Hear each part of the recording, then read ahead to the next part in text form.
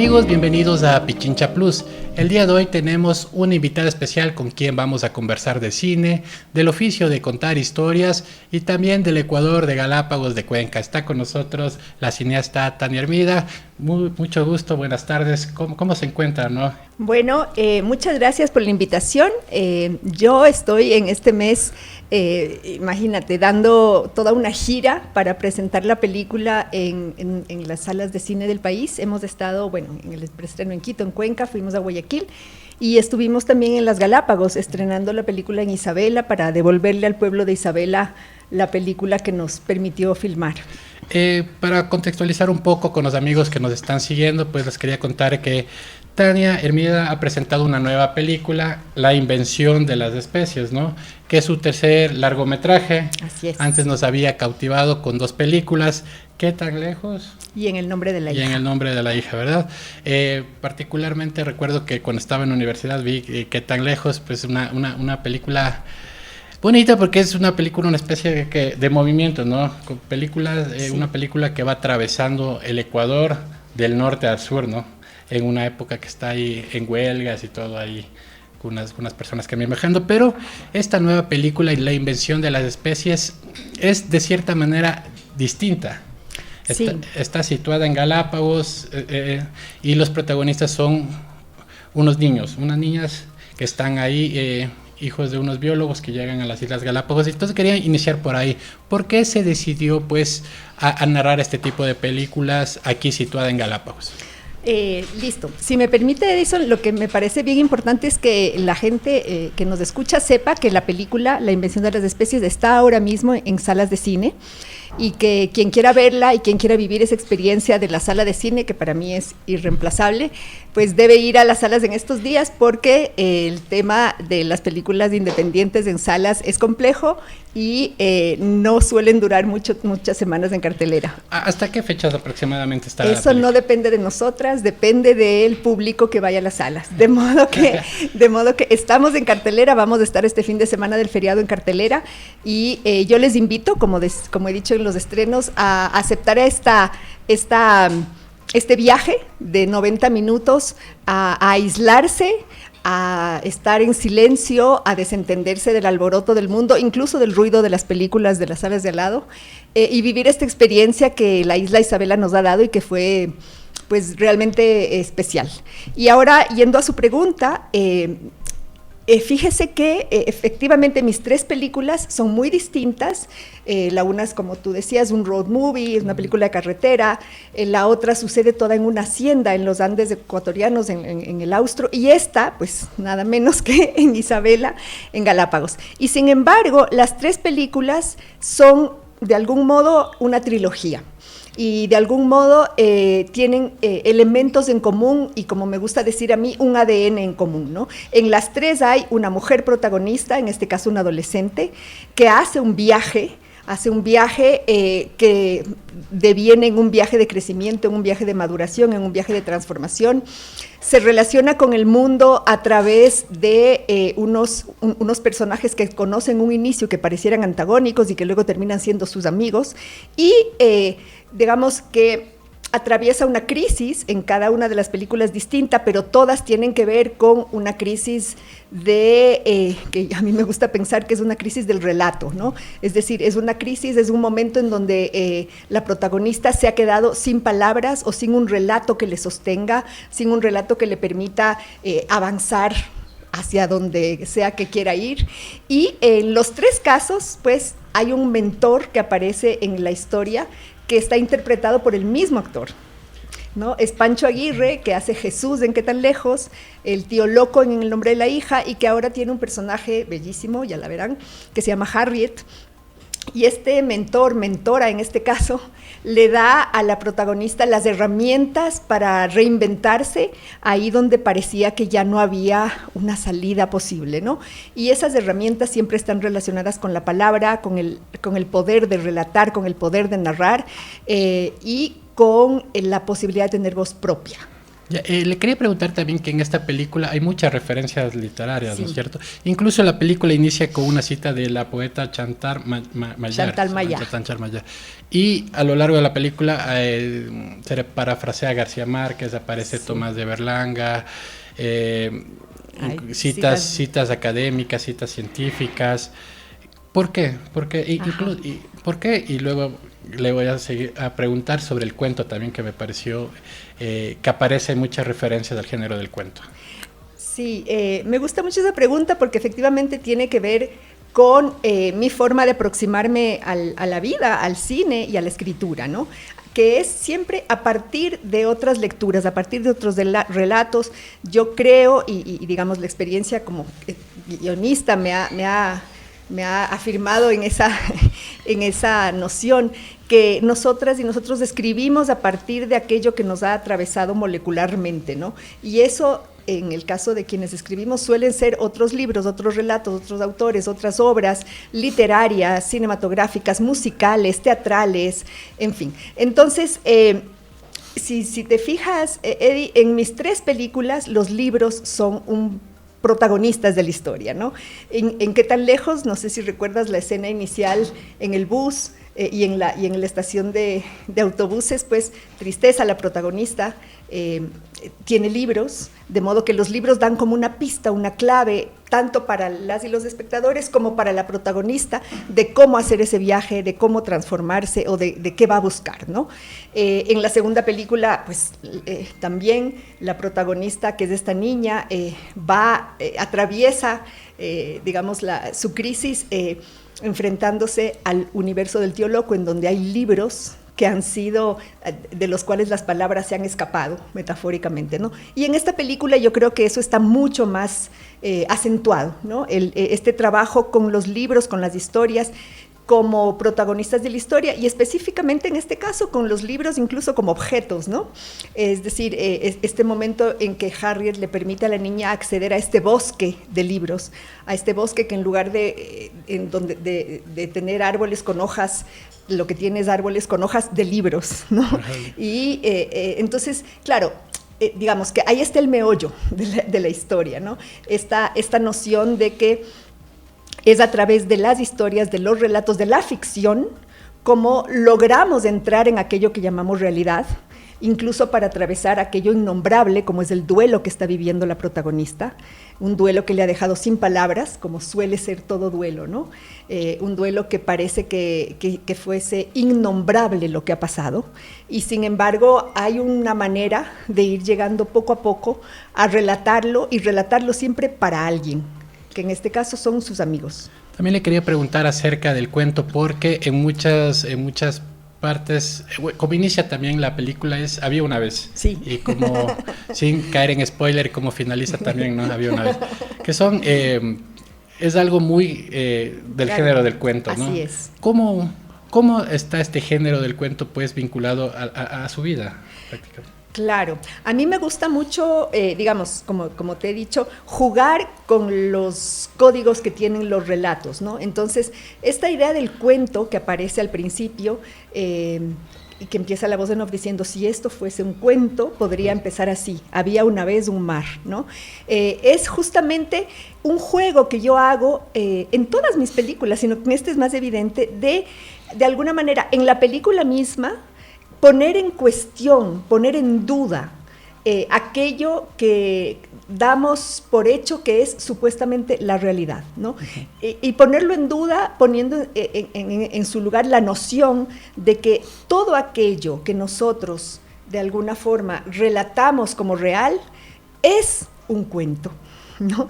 Es decir, es una narración, es algo que decimos o que alguien dijo o que alguien nos contó, de modo que el tejido que conforma nuestra experiencia de la vida está necesariamente atravesado por historias. Pueden ser historias científicas, ¿no? Como la de Darwin, a la cual el título de la película hace referencia, ¿no? Es digamos, una cita del libro del origen de las especies. Pueden ser citas, como también está en la película, a libros religiosos, ¿no? Que también son relatos. Entonces, en la película, si te fijas, ahí están los 7 días del Génesis citados de una forma en la que, una vez más, se pone en juego el relato de la creación para sugerir que es la niña la que se está creando a sí misma, la que se está inventando a sí misma en esos 7 días. Entonces, hay, por decirte de forma como muy general, tres libros que de algún modo atraviesan esta escritura, ¿no? Y muchos otros, pero está el libro de Darwin, está esta cita al libro del Génesis, es decir, un libro científico, un relato religioso, y está el personaje de Sherezade, ¿no? Encarnado en Harriet. Sherezade como esta mujer de las 1001 noches que para sobrevivir tiene que relatar, que si no es capaz de narrar, va a morir. Entonces es una mujer que se empodera y burla el poder narrando. Entonces eso también está atravesado junto con las citas ya explícitas del poema de Efraín Jara y demás, ¿no? También le quería preguntar acerca de la estructura de la película, porque la película está contada en 7 días y me parece una referencia, ya que en el Génesis, en la Biblia, pues el mundo también se creó en 7 días, así que le quería preguntar acerca de estas referencias que aparecen en la película y sobre todo cómo fue que estructuró usted esta cinta. Claro, tiene relación en la medida en que justamente de lo que trata toda la película es de que la especie humana, si es que lo ponemos en términos muy generales, de que la especie humana es una especie que se inventa a sí misma. Es decir, que la evolución en términos meramente biológicos, digamos, no explica nuestra experiencia de la vida, ¿no? Y por eso también hay como un guiño a que el discurso científico del padre o este afán científico del padre de la perpetuación de la vida, de las tortugas y demás, no es suficiente para darle a esta adolescente que está en crisis un sentido de la vida. Es como un cuestionamiento sobre qué discursos o qué relatos pueden realmente sostenernos en el mundo colectivamente e individualmente, y qué relatos pues no alcanzan a sostenernos. Y no hay una respuesta, ¿no? Porque obviamente está el tema científico, está el tema religioso, y ahí a mí siempre me gusta colocarlo de esta manera. Yo tengo, digamos, pertenezco a una familia de tradición católica, como quizá la mayoría de quienes vivimos aquí. Sin embargo, yo no practico una religión ahora mismo, pero esos textos, esos relatos, esos personajes del discurso religioso, del relato religioso, de alguna forma me conformaron cuando yo era pequeña, y por eso ahora salen en mis películas en forma de texto transformado. Yo juego con esos textos desde que le llamé Jesús al personaje de Jesús en Qué tan lejos, pasando por En el nombre de la hija, que es todo un juego con el tema del bautismo y de los nombres y de cómo el nombre determina el destino o no, y de la rebeldía que supone cambiarse el nombre, que es lo que hacen mis 3 protagonistas. Teresa dice que se llama Tristeza, Manuela cambia de nombre, se llama Alicia, le ponen Dolores, disputa por volver a ser Manuela, y aquí la niña desde la primera escena, pues ante la pregunta de ¿cómo te llamas?, vuelve al juego de mis películas, que es me llamo Isla.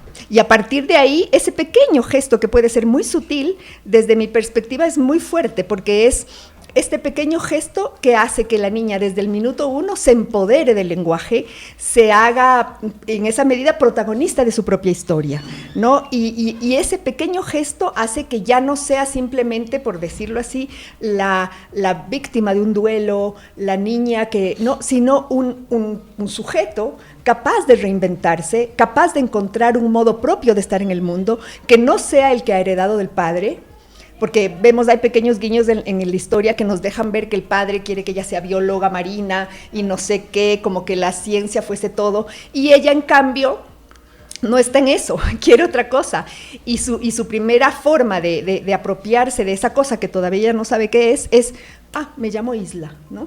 Y a partir de ahí, pues, toda la película gira en torno, bueno, todas mis películas giran en torno a la palabra, al poder de la palabra. Y por eso, que tú reparaste en la cita de Chantal Maillard del principio, que dice, solo aquello que tiene nombre muere. Para mí, esa cita que la leí, ese poema que lo leí mientras estaba escribiendo el guión, fue como de esos momentos en donde uno ve luz en el proceso de escritura, porque de algún modo tenía todo que ver con lo que yo estaba contando, ¿no? No sé si te acuerdas la escena donde Darwin, otro spoiler, donde Darwin le dice a Isla... spoiler, pero aquí viene un spoiler. Donde Darwin le dice a Isla... Cuando ella le pregunta, ¿y tu papá? Y él le dice, no existe. Y le dice, ¿por qué? ¿Se murió? Y le dice, no, ¿cómo se va a morir si él no existe? No, tiene todo que ver con esto, de que para quienes pertenecemos a esta especie que se ha hecho a sí misma a través de los relatos de la palabra, solo aquello que tiene nombre está vivo, solo aquello que tiene nombre es significativo en nuestras vidas. Lo que no tiene nombre no se puede morir, ¿no? Y eso al mismo tiempo hace que lo que sí tiene nombre está vivo, se puede transformar y puede devenir otra cosa. Te quería consultar también acerca de todos tus nuevos proyectos, pero antes de pasar a este tema, solo decir a las personas que nos están siguiendo a través de Radio Pichincha, pues, que no se pierdan de ir a ver la película. Así es. Que está en estos momentos en cartelera, pues, y que aprovechen, ¿no? Es una película, como ya nos ha conversado, pues, su propia directora, pues, una película llena de citas literarias, llena de postales, también unas postales hermosísimas de la isla, llena de la gente de la isla, ¿no? Del pueblo. Así es. Y de los distintos paisajes naturales, de los distintos animales también que viven en la isla. Así es. Pero a mí, si me permites, no me gusta mucho el concepto de la postal. ¿Por qué? Porque la postal es como un objeto de contemplación que en sí mismo pareciera ya tener un sentido, un solo sentido, que es, ¡ah, qué bonito!, ¿no? Y en cambio, en la película, lo que a mí me sedujo cuando conocí a Isabela, es que empecé a ver las Galápagos ya no como un objeto de contemplación de paisaje, ni como un objeto de estudio científico, sino como un sujeto, personaje de una película de ficción. Personaje que puede, por lo tanto, tener múltiples sentidos. El territorio es uno de los personajes también, ¿no? Bueno, es un personaje, tanto en mi primera película como en la segunda, y en esta quizá pues muchísimo más. Sí, y una película también poética, hay una narradora que está también ahí constantemente. Sí. Entonces, a la gente que no se olvide pues de ir a ver esta película que está en estos momentos en cartelera. Está en cartelera y de verdad creo que es una invitación a darse esa experiencia, ¿no? De entrar en otro tiempo y de dejarse envolver por la película, de estar frente a la pantalla en la oscuridad y de vivir esos 91 minutos de otra cosa, ¿no? Tania también le quería preguntar acerca de sus nuevos proyectos, en qué está trabajando actualmente, qué esperan los espectadores a futuro sobre su producción. A ver, de momento yo no tengo ningún proyecto que ya esté maduro y que tenga próxima fecha de rodaje. Yo suelo, mejor dicho, no suelo, yo soy... digamos, tengo mis propios ritmos para la escritura, para la creación, y no soy de las personas que producen muchísimo, como ya se ha visto, sino que produzco lo necesario y lo indispensable, ¿no? Digamos, eso ya como experiencia mía personal, con esta película aprendí muchas cosas, pero entre ellas que hay plantitas de ciclo largo y esos ciclos hay que respetarlos, forzarlos en función de una noción productivista, de plazos y de rendimiento, mata el proceso creativo, de modo que no tengo ahorita ningún proyecto que ya tenga, digamos, fecha de inicio y fin, ¿no? Pero lo que me gusta a mí siempre decir es que quienes escribimos estamos permanentemente escribiendo. Aunque no estemos en ese momento en un guión específico con un título tal y en la página tal, el proceso de la escritura es un proceso vital que tiene que ver con todas las relaciones que hacemos cotidianamente con el mundo y con los textos del mundo, ¿no? Cuando digo textos me refiero, por supuesto, a los libros que han sido y siguen siendo parte fundamental de mi alimento diario, pero también el resto de películas, también la conversación cotidiana en la que disputamos el sentido de la vida colectiva. Yo creo que ahí, a propósito ya no de la película, sino del momento que estamos viviendo como especie, me atrevería a decir, y que en el Ecuador es evidente, estamos en un momento en donde aquello que nos sucede como sociedad pareciera inenarrable, pareciera que ya no tiene nombre. Porque hay otros momentos en donde pareciera que uno está viviendo ciertas cosas y hay un relato de futuro y hay una disputa por ese relato. Ahora yo siento que estamos viviendo en un momento en donde hay una ausencia de relato colectivo, ¿no? Entonces, ese malestar colectivo también es parte de los procesos que uno, como creadora, como escritora, vive, ¿no? Y de eso también se alimenta la propia escritura. Con la situación actual del Ecuador, en la que hay narcotráfico, en la que hay minería ilegal, en el que hay una migración fuerte, en el que se ve casos de corrupción constantemente. Le quería preguntar si es que este Ecuador que estamos viviendo, sobre la situación actual que estamos viviendo, si es que esto en algún momento pues podría influir en su obra. Digamos, como te decía, la producción cinematográfica, la escritura, está siempre alimentada por las experiencias que nos atraviesan, ¿no? De modo que desde que el ser humano empezó a narrar, la narración ha devenido parte de su estar en el mundo, y así es como se ha escrito y se ha cantado y se ha bailado y se ha teatralizado la experiencia humana y la experiencia social y la experiencia de la historia. Es decir, no por el hecho de que ahora estemos viviendo un momento especialmente crítico en términos políticos, hay más historias para narrar, ¿no? Las historias se hacen a partir de las experiencias de la vida, y se hacen de la vida individual y colectiva, y no requieren que haya un momento tan brutal como el que estamos viviendo ahora para que esos temas pasen a ser relevantes, ¿no? Lo que yo creo es que en términos más generales, sí estamos en un momento que nos empuja a hacer un esfuerzo colectivo por reconstruir el relato de lo que queremos ser colectivamente, ¿no? Y eso pertenece ya quizá más al ámbito político que al artístico, porque en la creación artística las apuestas nunca son tan encaminadas hacia objetivos, por decirlo así, claros, ¿no? La creación artística tiene una parte planificada, por decirlo así, racional más, y otra parte que es pulsión, que uno no sabe por qué elige el tema que elige, ¿no? Mientras yo hacía esta película, el Ecuador se estaba desbaratando, se sigue desbaratando, y sin embargo uno siente que es esa la historia que necesita contar y no otra, ¿no? Entonces, ahí es curioso, porque no es, digamos, la crisis, yo no creo que está en el Ecuador, yo creo que estamos viviendo una crisis civilizatoria global, ¿no? Yo creo que estamos viviendo un momento de ascenso de los fascismos, yo creo que estamos asistiendo a un genocidio viralizado en redes, estamos asistiendo a un momento de quiebre muy fuerte en términos de cuál es el relato de futuro para la humanidad como tal, de modo que todo eso nos atraviesa como seres sociales, como seres de lenguaje, pero no necesariamente significa que esos sean los temas que uno deba o quiera poner en su propia creación, ¿no?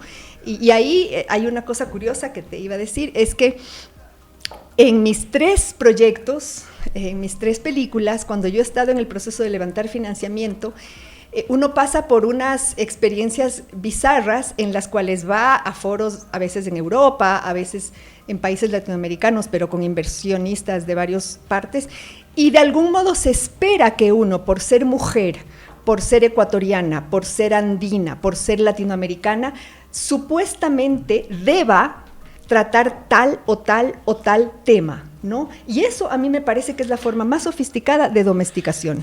Ahí le quería hacer una pregunta. Sí, hubo una película que estuvo en estos últimos premios Oscar, American Fiction. Sí.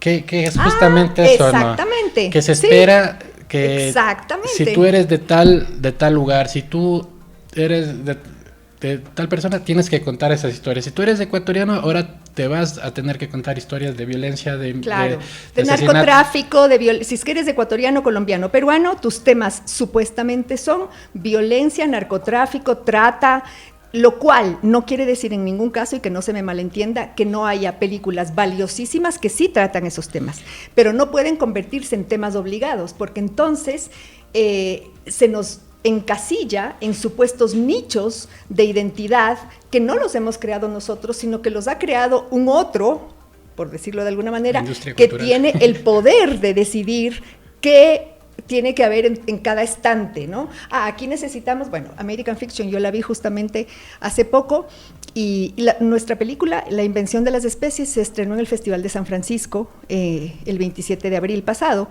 y ahí tuvo un público muy diverso, muy interesante, y ahí justamente hablábamos de American Fiction, porque yo les decía que yo me identifiqué mucho con el personaje de American Fiction y me decían, pero ¿cómo? Si es un hombre negro, ¿no? Y yo les decía, no, pero lo que les sucede, nos sucede a las mujeres, a los latinoamericanos, a las personas de un supuesto tercer mundo, a las ecuatorianas. Nos sucede, ¿por qué? Porque desde ciertos centros de poder se espera que nosotros obedezcamos a el tipo de personaje, el tipo de narración o los temas que supuestamente deberíamos tocar, tratar y que deberían ser nuestros. Y eso es algo contra lo que yo me he rebelado desde el día 1, de modo que en ese sentido yo evito mucho, y a mis alumnos cuando doy clases también les invito a que huyan de esa tentación de producir aquello que el supuesto mercado quiere. Y digo supuesto porque ni siquiera es un mercado donde haya grandes capitales, ¿no? El del cine independiente es un mercado de montos pequeñitos, pero no deja de ser esa una tentación perversa, ¿no? O sea, para que me dé el financiamiento tal o cual financista de tal o cual país europeo, pues yo voy a hacer la película que tenga todos los ingredientes de la película que ellos quieren ver, hecha por mí, y no de la que a mí me sale, porque esa es la voz que he desarrollado y ahí me estoy jugando mis apuestas. Hecho este análisis, pues quería llegar ya a esta última pregunta, y más que pregunta era una especie de recomendación. Hay mucha gente que se quiere dedicar al cine, muchos jóvenes que están tratando de seguir esta carrera, y a veces dice, no, pero en Ecuador es difícil seguir cine, mejor me dedico a otra cosa. A la gente, a los jóvenes que no se quieren dedicar a otra cosa, quieren hacer a toda costa cine, que quieren hacer producción audiovisual, ¿qué recomendación le daría? ¿Qué le sugeriría a usted? Bueno, ahora estudiar cine en el Ecuador, bueno, siempre va a ser un poco difícil, pero era realmente difícil para mi generación. Cuando nosotros queríamos estudiar cine, no había escuelas de cine en el Ecuador, ni privadas, ni públicas, ni nada. Había que buscarse la forma de salir del país, con todo lo que eso significaba, buscar una beca. Es decir, hoy es factible estudiar cine en el país, es posible, hay 2 carreras públicas de cine, al menos que yo conozca directamente, la de la Universidad de las Artes, la Universidad de Cuenca. Hay institutos, hay universidades privadas que son obviamente más difíciles porque pues suelen ser caras, pero yo lo que siempre les digo a las y los estudiantes es la vocación cuando está, es una pasión que si no se escucha, pues deviene en patología. Entonces, si es que existe esa vocación, si existe ese deseo, si es que existe esa cosa que te jala, pues no le huyas, no le esquives en nombre de qué voy a vivir, porque si haces otra cosa, pues seguramente tal vez asegures unos ingresos, pero no vas a vivir. La vida es jugarse aquello en lo que uno cree y obviamente está claro que, y más en los tiempos que corren, es muy difícil plantearse, digamos, el sueño de hacer cine y cómo lleno la olla, ¿no? Pero yo creo que ya estamos en un momento en el país en donde es posible llenar la olla siendo cineasta, y literalmente llenar la olla. Es decir, cuando uno va a una escuela de cine, uno aprende, por un lado, un oficio, que puede ser el montaje, el guión, la edición, un oficio con el cual puede trabajar remuneradamente en un ámbito muy amplio de producciones, ¿no? Y luego está la posibilidad de jugársela y poner sangre, corazón y lágrimas en la obra propia, buscar el financiamiento y hacer las propias películas, ¿no? Pero digamos, una cosa importante que las y los jóvenes deben saber, cuando se estrenó ¿Qué tan lejos? En el año 2006, ese año, si no me equivoco, se estrenaron 2 o 3 películas ecuatorianas en cartelera. En el año 2017 se estrenaron 18 películas ecuatorianas en cartelera, porque logramos que exista una política pública de fomento.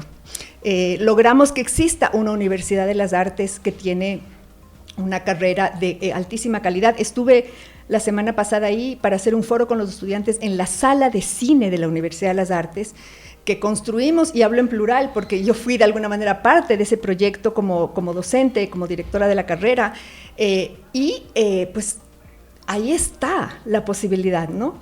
Y más bien, y ahora que estuve en Isabela, justamente les decía a los chicos, a las chicas, y a los niños que fueron a ver la película, si hay que escriban, o sea, tienen que generar su voz propia. Esa, desde mi punto de vista, es la transformación política más importante de un país, cuando la gente asume que su relato, su voz, su capacidad de narrar cuenta y se la juega por eso. Esa es, amigos, la entrevista que hemos tenido hoy con la cineasta Tania Hermida. Les invitamos nuevamente pues a ver su última película, La invención de las especies. No sé si sea la última, es la más reciente. La invención de las especies en salas de cine. En las salas de cine. En este mes todavía están, así que no se la pierdan. Y hasta la próxima, amigos, con otro episodio de Pichincha Plus.